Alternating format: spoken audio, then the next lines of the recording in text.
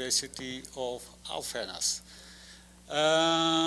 He will talk about mathematical theory of two-phase flow in several chemical species, geometrical flow. Please. Thank you.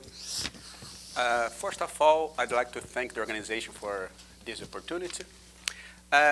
This work was done with Professor Dan Marchesin, Professor Maury, and Professor Hans Bruining. Here is this summary. I will not discuss the summary, but here we consider 1D models for two-phase multi-component flow in porous medium. Initially, I give a brief history of this kind of flow. This kind of flow has been proposed by several authors. I can say Hirasaki, 1982, Pope, 1978, Helfrich, 1981. But here, I will give my talk is under mathematical viewpoint. So, under mathematical viewpoint, we have the history for this kind of flow. The first models admit that the chemical species have some hypotheses of these models. So, the first models studied admit some hypotheses. The first hypothesis is that the chemical species flow only in one phase. The second hypothesis is that the chemical species appears as linear function in the system of equations, and the first models disregard any interaction between porous medium and chemical species. So there's no absorption functions. So the system of equation for under this hypothesis here is right in this form here. So we have one equation for the saturation of flow, this equation here, and an equation for chemical species, this equation here. So S is the phase saturation, can be water or gas or oil, and F is the fractional flux function that depend on S and Y is the concentration, is the chemical species, okay? And YI is the I chemical species. So for this system here, the eigenpairs have this form here.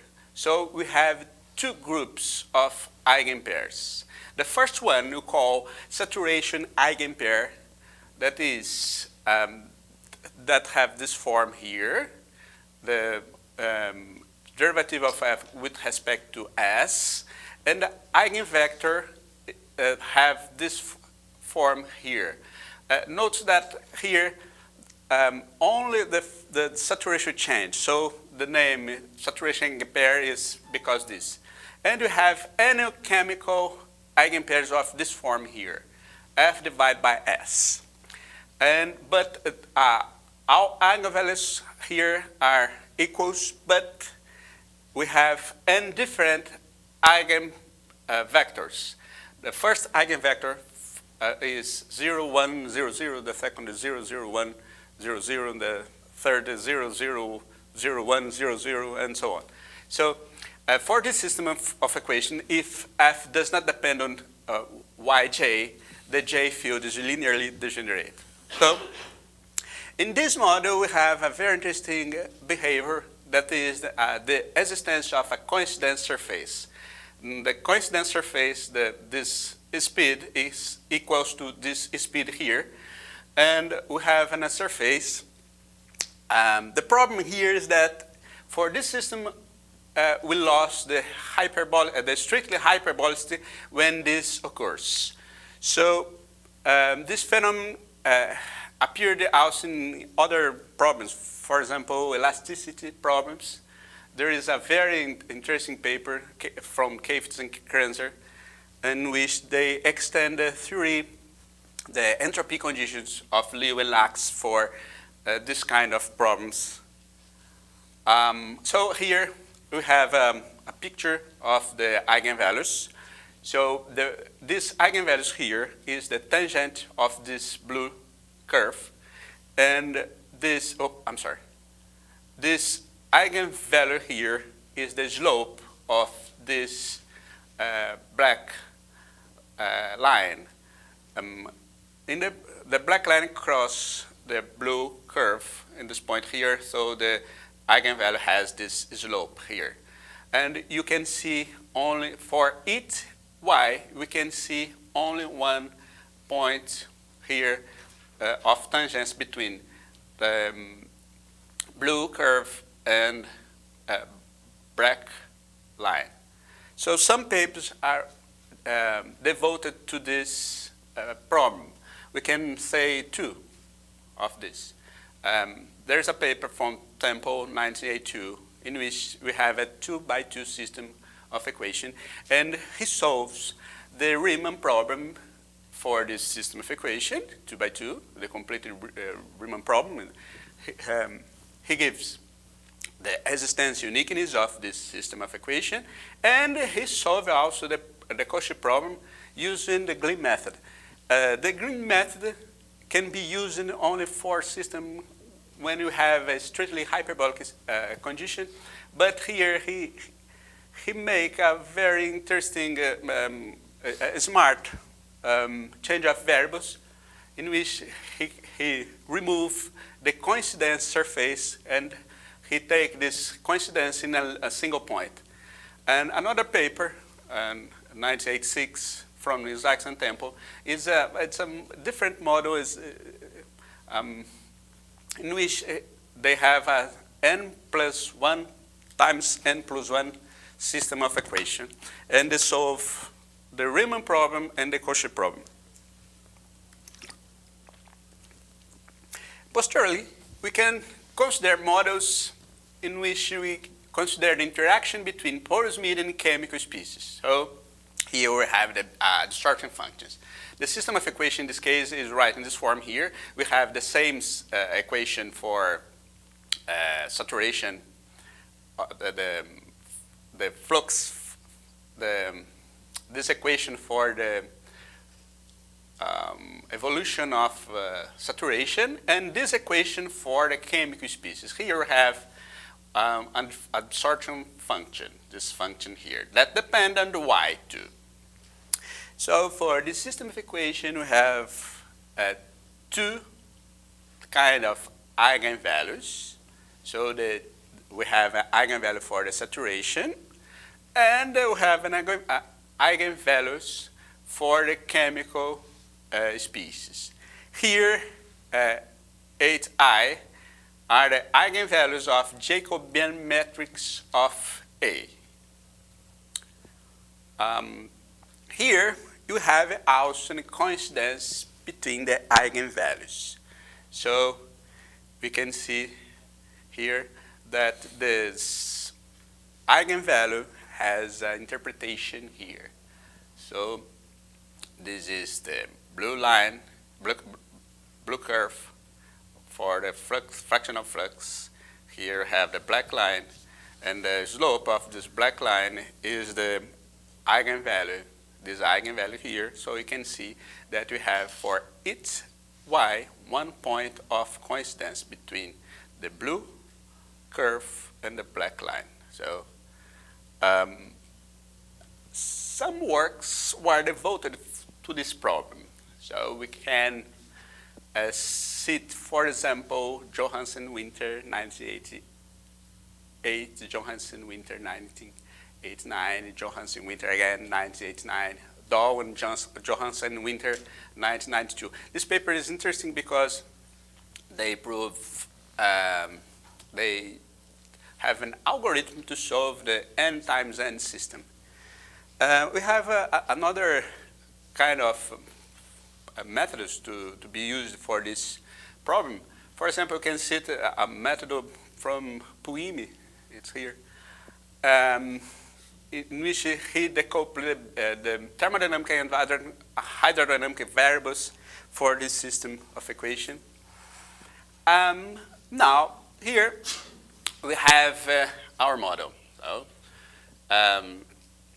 now we consider that the chemical species are taken from the both phase. So the system of equation can be written in this form here. In this theory that I will present here, I will disregard the absorption function, in the first time. And the system of equation, we have n equations here, n plus 1 equations. And you notice that u appears, it's a noun that appears only here. And these variables are nonlinear function of the chemical species. So for the two-phase flow, we have this condition here. But here, it's interesting to note that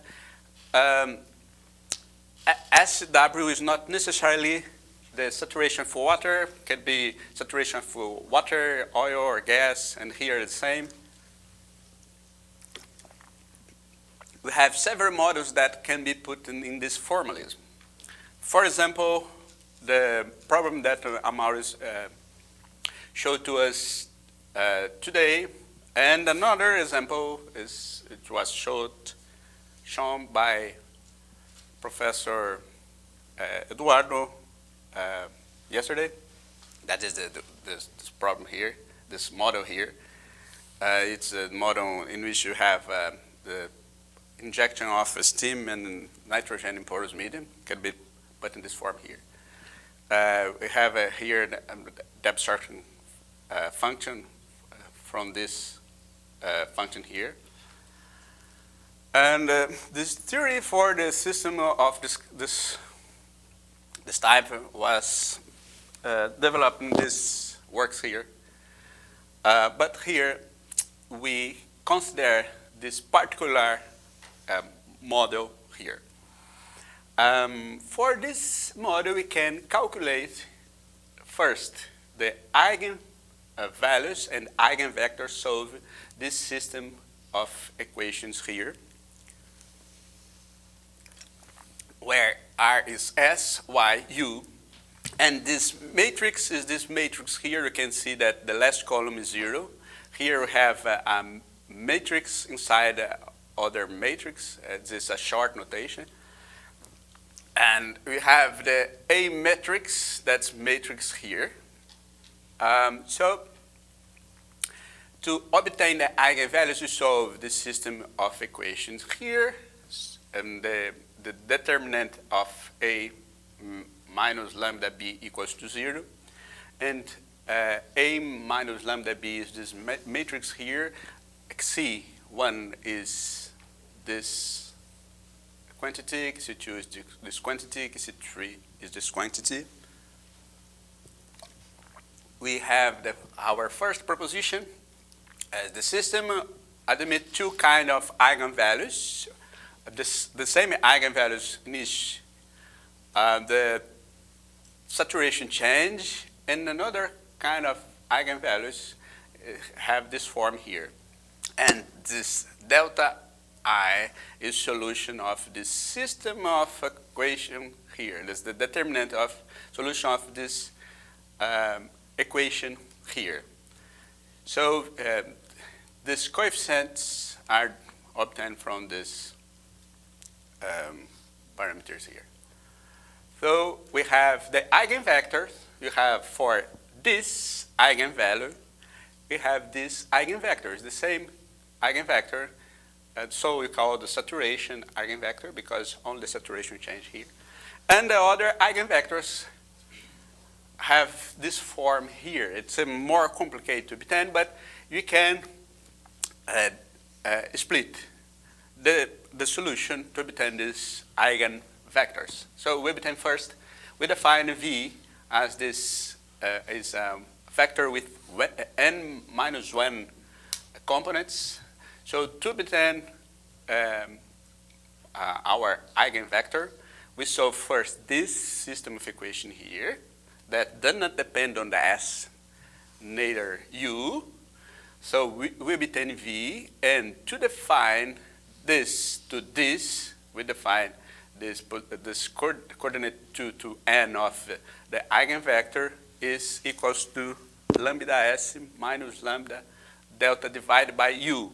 So this does not depend on, this position does not depend on U. To obtain R1, the first position, this complicated form, and the position n plus 1 is this form here. Notice that this to this does not depend on you, only the last coordinate depend on you. This agree with the theory that we developed before. So here we have some bifurcation structure. And actually, we have many bifurcation structure, but here I will show only the principal, the main structure. So first we define the inflection point of the flux function, the fraction of function f, and we define the inflection locus, that is this state here in this state space, S and, it's not C, it's Y, S and Y, and such that the second derivative is 0. Here you also have the coincidence. So here we have for each flux, we have two coincidence points. We have an S1 that is smaller than the inflection point, and the S2 that is bigger than the inflection point. Here I have more conditions that depend on the sign of delta I, but it could be a minimum or maximum. And we define two structures. There is a surface with dimension n minus 1 in the space Sy. We project the solution in the space Sy. First we solve without u, and then you obtain u. And you obtain the other surface with n minus 1 dimension. And we define gamma delta I equals to gamma 1 gamma 2. Here you can see a picture of these two states for it. Why you have two states of coincidence? Because delta is for delta negative. But you can have delta larger than 1, 2. In model that Mauri works, appears delta 1 negative and delta larger than 2. Okay, so we define the order here. We say that S1 is left on S2 if for S1 defined from a certain property, S2 defined from another certain property. We say that S1 is left on left of a surface S2 if for H1 equals to H2, we have that the C1 is smaller than S2, sorry. So we have, using this definition, we have a proposition here that if the delta I is smaller than delta J, so gamma 1 delta I is left on delta 1. I'm sorry, gamma 1 delta Y is left on gamma 1 delta J. It's important to obtain the solution because you need to enumerate, to order the sequence of waves in the solution. Another important structure is this structure here, S equals to F S Y. Here you can see in this picture here, for this picture, we have one point here that satisfies F equals to S Y. Here we define this structure in this form here. That is for it Y we have 1 point, so we can prove that you have a surface of n minus 1 dimension.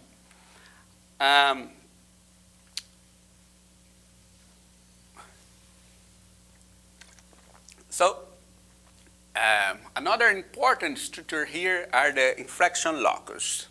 The inflection locus for the saturation field is ES, this here. And for the lambda delta I field, there is a proposition. You can prove that this inflection locus is a union of this upper surface gamma delta I CS, that this surface here, and only this extruder here.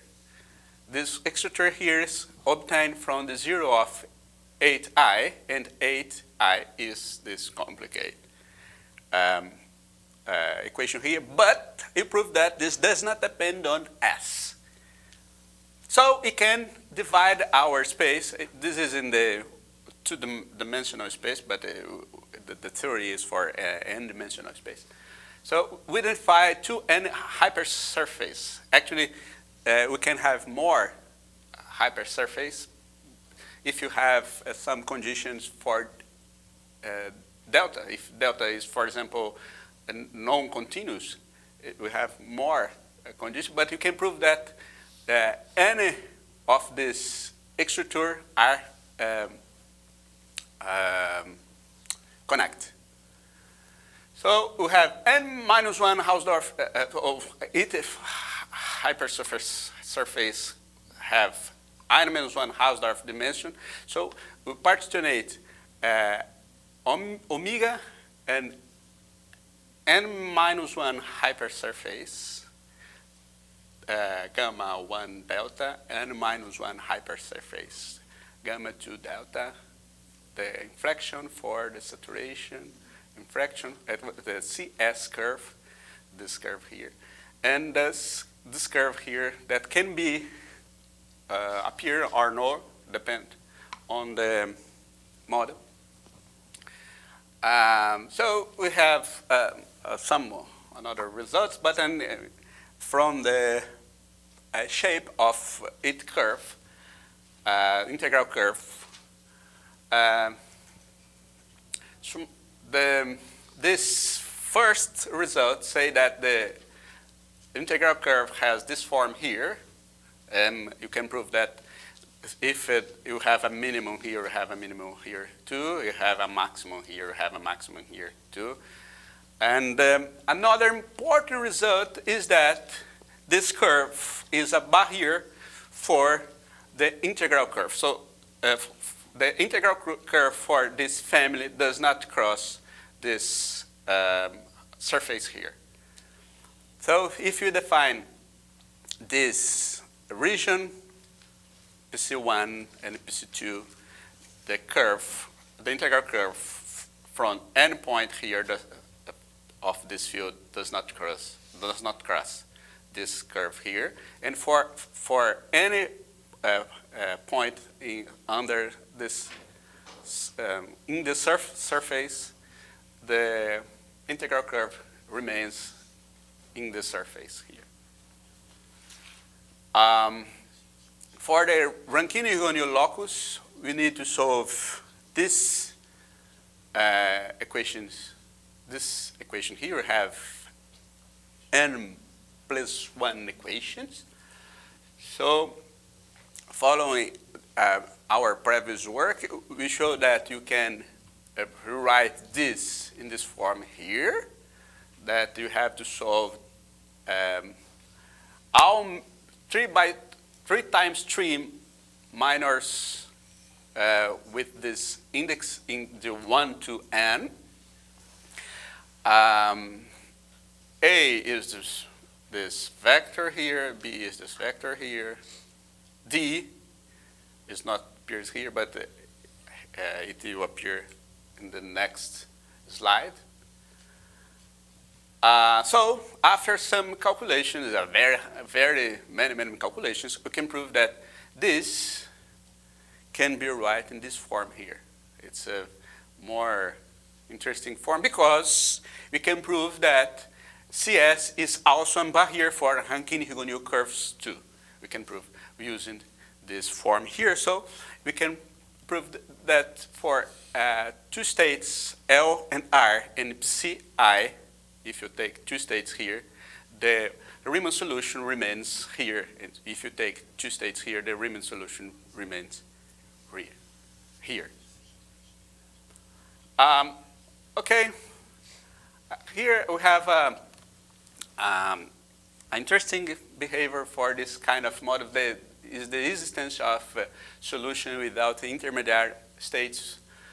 Here we have for a 3×3 case, and we prove some results here.